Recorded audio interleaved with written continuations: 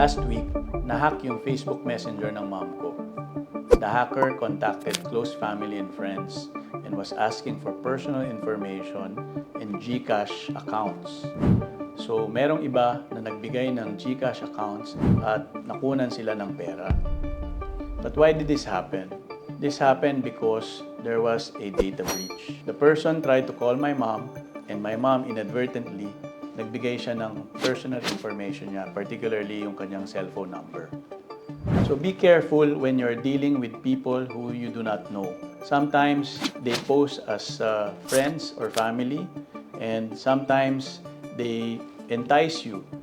O hihikayatin kayo na magbigay ng personal information because sasabihin nila nanalo kayo. Or minsan makakatanggap kayo ng tawag sa mga poser na nagpapanggap na legitimate yung transaction, kagaya ng mga sa bangko.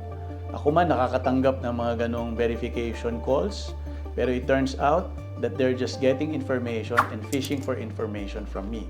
And chances are, because of these conversations, we give them our information voluntarily. That's why important ang Data Privacy Act of 2012. Take note that data privacy does not only involve technology or yung cybersecurity. It involves personal information. Ano yung personal information? This is everything that will tend to identify a person. And there is also what you call sensitive personal information. Your age, religion, marital status, mobile numbers, email address, bank accounts. Dapat alam ninyo kung bakit kinokolekta ang information. At dapat alam ninyo kung para saan yung information na kinokolekta.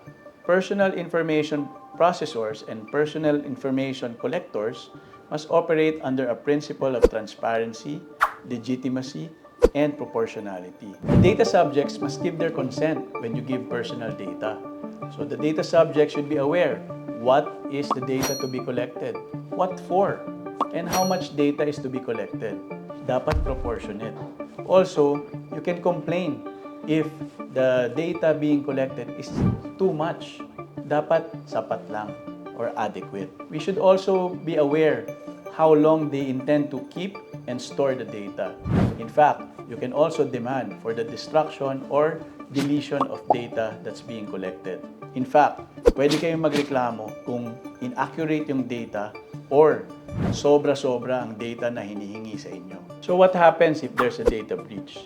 Well, if you're a personal information collector or processor, you must investigate immediately. You have to assess data that was compromised at sino-sino yung affected.